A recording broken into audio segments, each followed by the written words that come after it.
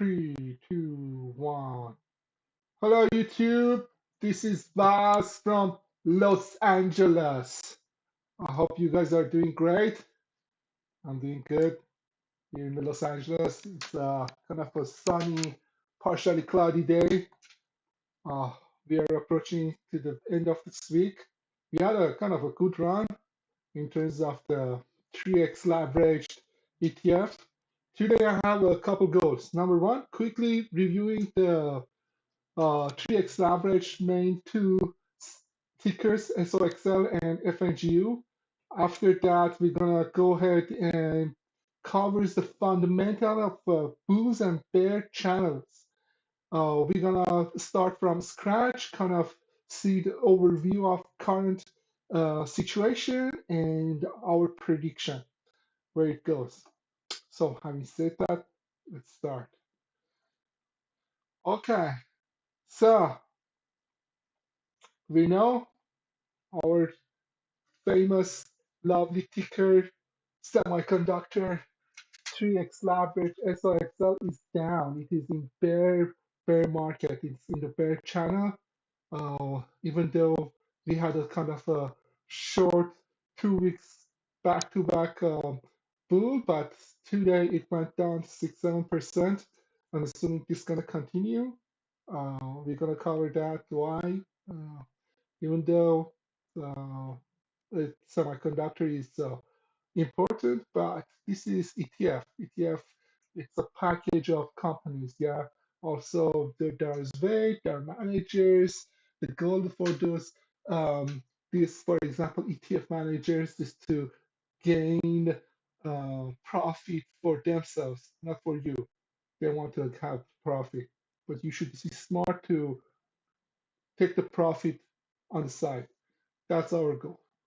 Okay, so our prediction is still intact. The SOXL is in the bear market. So quickly, let's review the other one. FNGU, which is combination of the Apple, Amazon, some semiconductors, mainly web stuff. Okay, it had a good long run, still is up. It had a good bounce back from during the election day, after election, presidential election. Still is in the channel, bull channel. It's moving up slowly. We're gonna see a kind of correction next week. Either this gonna go sideways or slightly down. Very unlikely this gonna break. We're gonna cover that, and this is for that. Now, the next topic. We want to know how to create the channels bull and bear and how to draw a meaningful conclusion out of that. Okay, so first, uh, this is my main tool. My main tool is investing.com. I have a account, Google account with them. It's free. It has a bunch of drawing tools.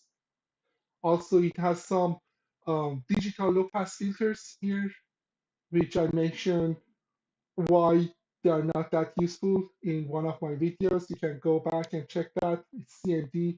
Why, for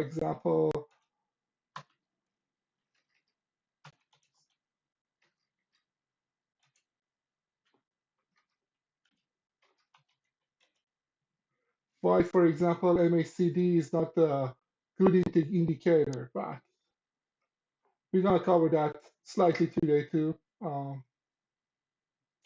So usually what I do, I go with a very big picture, very big picture. I set you can set time frame, sampling time frame in your upper left window. In this corner, you can do 5 minutes, 1 hour, 1 day, 1 month, and you can choose even 1 week. My understanding is 1 week is pretty damn good. I usually do 1 week. This is basically, it does the samples per week. So whatever happens in the sample in 1 week, it acts, come and show as a candle. What is candle? these small bars, the red and green is called candle. You see it has a slightly tail at the top and bottom. It has a body. Basically, let's cover one, for example, for this particular the red. This flat portion is starting. The market opens at this point. It went up some point during the market time at the beginning or in the middle. Then it went down up to here under the bottom of tape, some point during the market time, and it closed at this. So the body shows the open and close, and the end of the tail shows the max and mean for this. This is 1 week. So basically this indicates max and mean in that week and open and close for that week. Okay? Same things for green. If the opening is above the closing, it's red. Basically market went down during this week. If the closing is above opening, basically it's green. Market went up. You get profit. So let's go do so.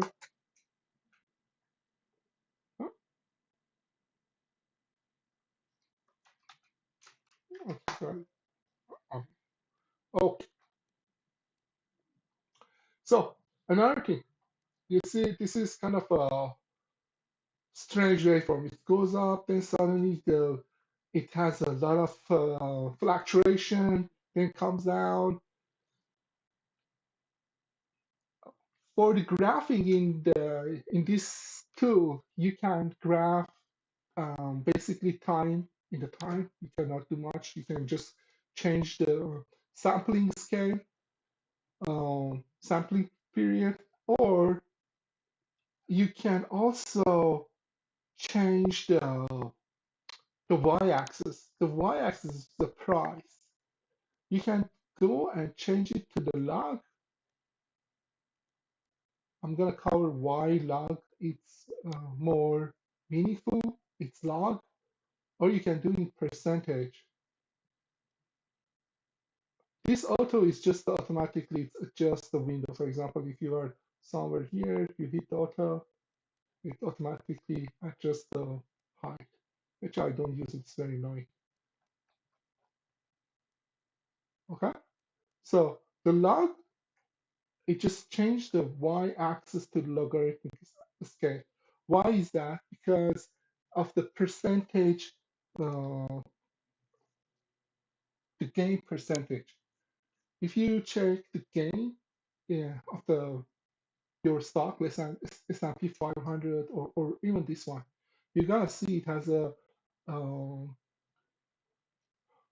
polynomial shape. Basically, the price is always increased. Then it's kind of a curvy goes up. Yeah, this curvy goes up. This is because let's say your target for this is fixed 10%. Every day goes up 10%. So that gonna automatically over time causes to basically you have a parabolic shape. Let's demo that here if it's possible. Let's say if we go and say x, the y is equal to x plus, how we can, yeah, we cannot have a x minus here. Okay, in this tool I cannot do it because I have to have access to the previous number. Uh, okay, anyway, so just imagine because you are adding percentage per day, that causes to have this parabolic shape, parabola shape, this curvy shape. Okay, in order to make it more sensible, you use log. It's way better. Your prediction, it's become more linear. As you see, it falls in the one line. It's ramping up. Okay, this having said that, so this is a big picture of SOXL. Now we want to create a channel. So we pick this line here. Uh, I don't use the given tools, like this one, there are pre-made tools that you can do, but I do manual. Usually it's better, you know what you're doing. So you gotta pick, the channel has upper and lower limits. For the lower limit, you're gonna pick the minimum in visible minimums in time frame. In order to accurately pinpoint the minimums and touch the lines at the minimum positions, you can use this magnet and the zoom. For example, here you can go pick this guy there, zoom out, zoom in there. Okay, this here. Uh-huh. Okay, very good. Then you can extend this to the future or to the past. Voila. As you see, because we are in the logarithmic scale, this is perfectly sits and shows the trend of this ticker. Yeah, it's very nice. This shows, okay, this is the minimum. If it goes down, it's gonna hit this line and comes back. Also, I'm gonna redo this same criteria for the upper limit. Yeah, for example, somewhere here.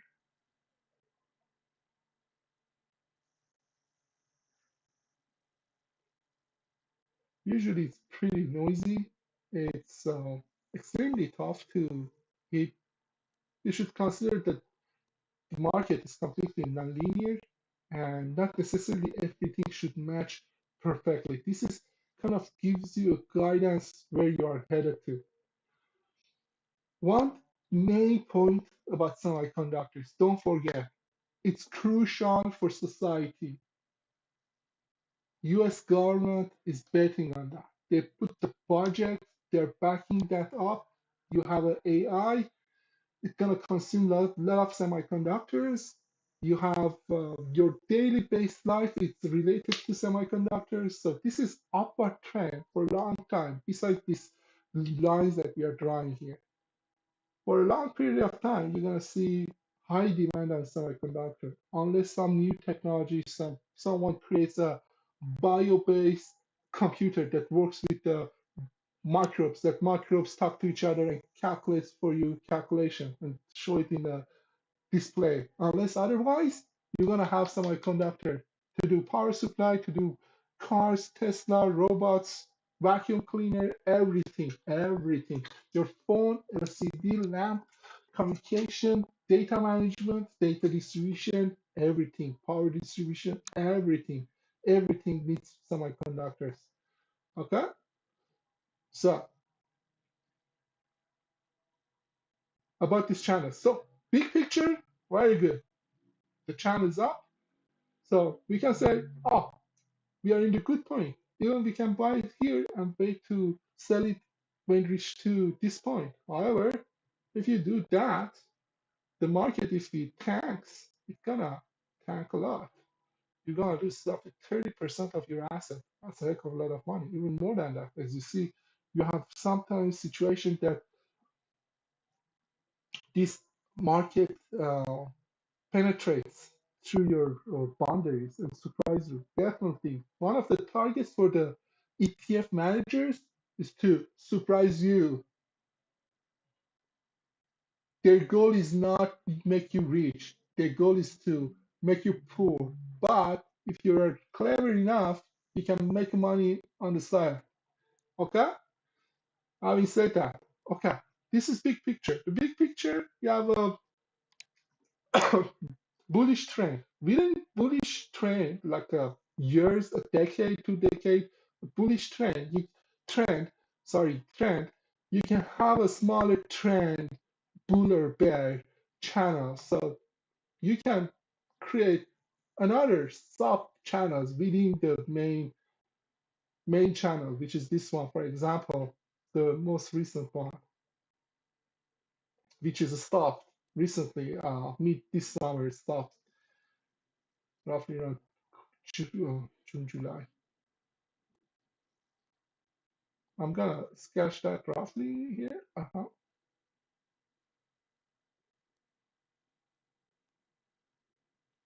You see, you have similar surprise. The same surprise you saw here that breaks this, same surprise happened here. Yeah? Or you can go ahead and make a completely lower level channel, something like that. Ah, it's much better. Yeah. But yeah, if you put your channel lower bar here, definitely this was a considered as a surprise. Or even here, you see some surprises. Even this can be a surprise. We're going to talk about that. The whole point of this is to talk about this section. So for me, I have a criteria. If the channel it breaks, it's not going to go back to that channel. That's how I trade. For example, here you have a blue channel up to this point. Yeah, I don't need to sketch it. You can see it. As soon as it's break, the channel is gone for me. That's my criteria. So first, excuse me. First, I draw the channel. Number two, I watch the channel is break or not. If the channel breaks, either bull or bear, then I start relying on the other channel. I don't go, oh, maybe CMD is here, or maybe something else is doing something funny somewhere else. No, I don't do those type of assumption. Helps, but the main criteria for me is that if the channel breaks, it's not gonna go back. So, for example, here the channel breaks, goes sideways, then you have a bear for a long time. It was a very good correction 2, 3 years ago. Very good correction. It's the bottom, create a new channel. It didn't go back to this, This didn't went up all the way here to continue this channel. Imagine you have a line here that was a continue of the previous channel. Yeah, if the channel breaks, this sticker is gone. It's not going to reach here. Very unlikely. Should be a magic happens.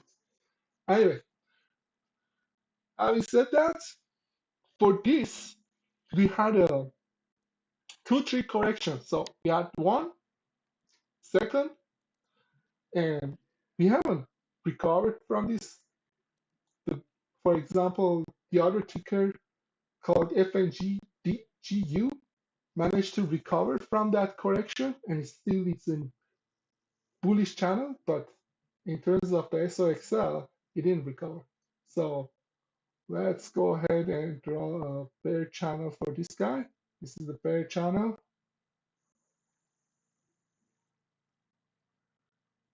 This is the bear channel for me still. So I'm not in bull. I'm not doing the long investment. If I do short investment with the SOXS. What is that? It's an inverse 3x leverage of XOXL. It does exactly opposite of it's a pair of the XOXL. So easily you can, whenever you want to do, for example, instead of going shorting the SOXL, you can buy SOXL.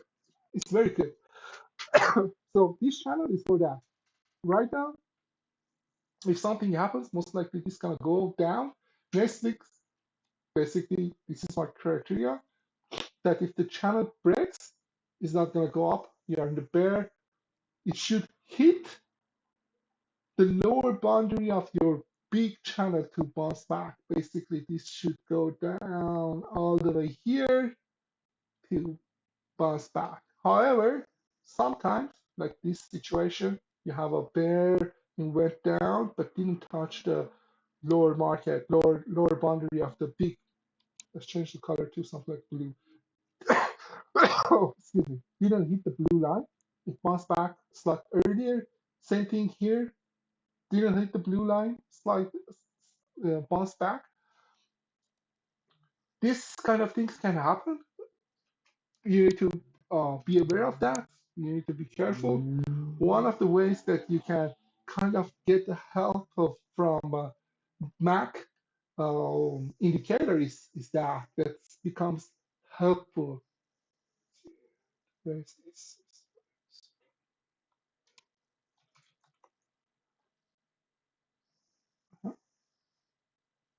For example, for instance, here, this indicator becomes helpful. If you see, for example, for here, when it went to the bear market long ago, the recovery happens right when two red and blue lines get close to each other.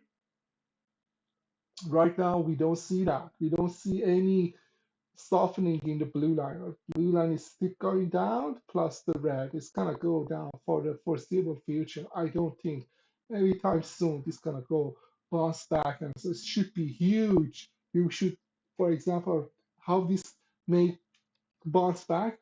For example, tomorrow morning you're gonna wake up, you're gonna see this guy starts here and make a gigantic green bar to the up that shifts this trend. Unless otherwise, that's not going to happen. Why is that going to happen? Very simple, because the major players in semiconductor are there in their all-time highs. For example,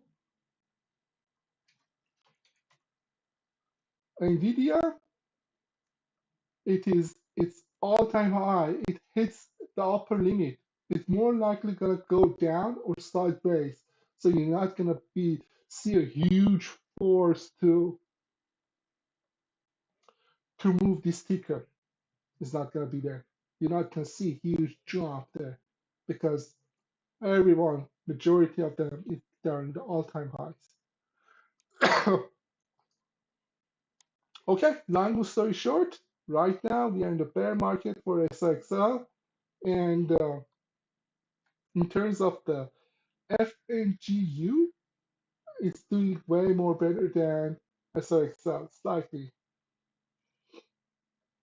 Yeah, it's still completely kind of recovered and it's continuing. I don't know for how long it can continue. It's gonna continue because Amazon and Apple are not in their all-time high. Actually, Apple hits its lower limit, so it's kind of crawling. If Apple come up with a new product, definitely gonna push this in this channel for foreseeable future, which is great. So this is the fundamentals of the bull and bear channels. These two, um, investing.com, they have a pre-made of this channel stuff that you can use, like what is the name? Like this band or trend. You can play with those things. I don't see any benefit in that. You should have theory for yourself. You should have that theory should have assumption. Okay, then that assumption should have outcomes. You should apply those theories to your past information. Then you should apply those theories for the current situation and try to see how the market gonna react according to your theory. That's how it works. This is my theory. I try to share with you guys today. My theory is that the very, very big picture, in order to select what you want trend, you should see what US government is backing. That's number one. In pandemic time, US government backed up um, vaccine manufacturers. Okay, so because of that, you saw this sticker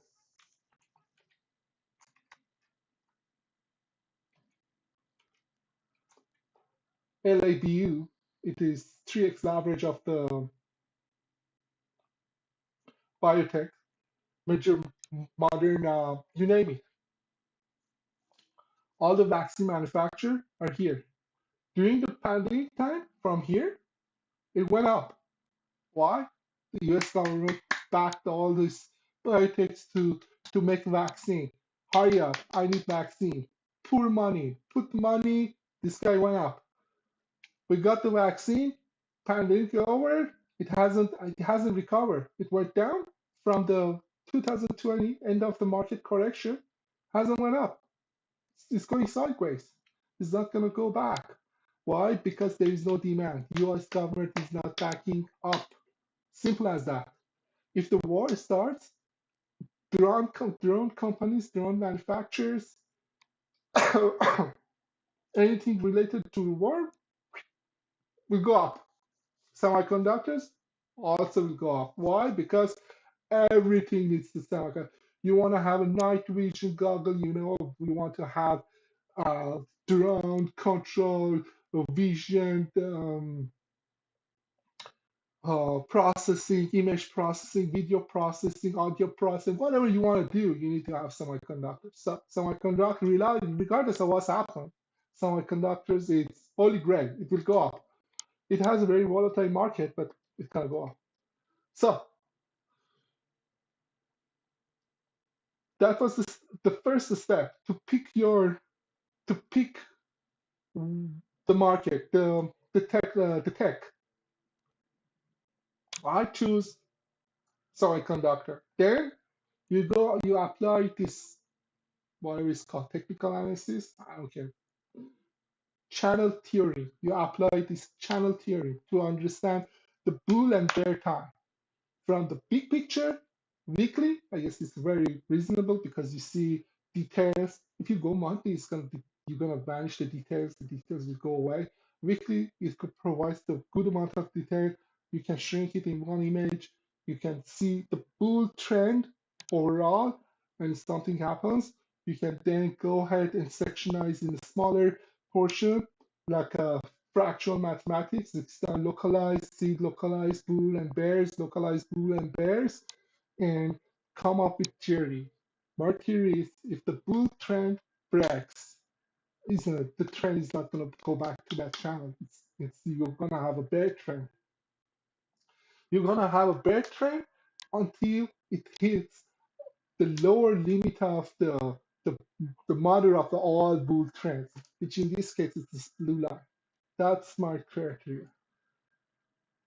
Also, as I mentioned, I'll always watch for these surprises, yeah, for these surprises.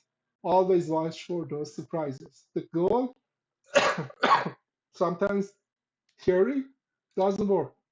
If the theory works 75% time, good to go. You should be ready to react for that 25% time. Always paranoid survives. You need to check, double check every single time for everything. Every single time for everything. Okay, long story short, I want to go. I wish you guys a great day and see you tomorrow. Take care. Bye bye. Bye bye.